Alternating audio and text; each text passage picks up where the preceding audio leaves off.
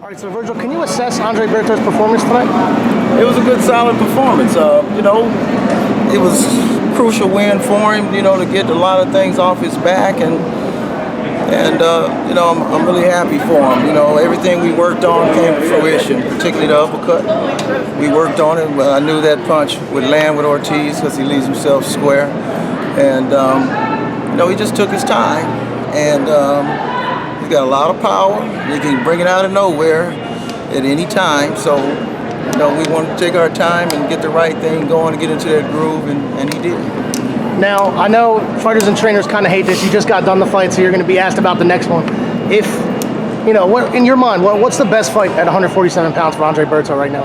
Well, you know what? The division is so deep. There are a lot of good fights at 147. So, I don't think that'll be a problem for him to get a significant fight, regardless of who it is. If it's there in the top 10, it's just a deep, deep division.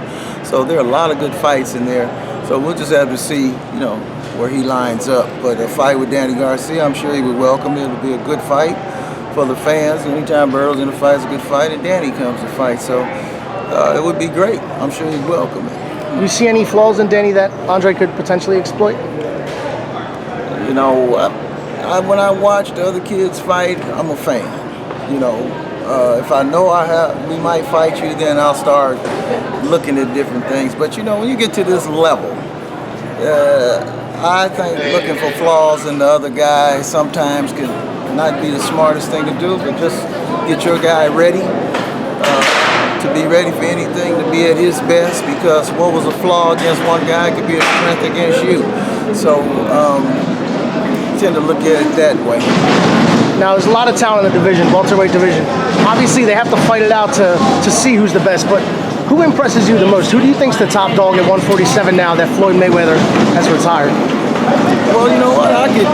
You could kind of almost pack them together right now, but I think this year will kind of indicate who starts separating themselves from the pack. You got Keith and Sean getting ready to fight.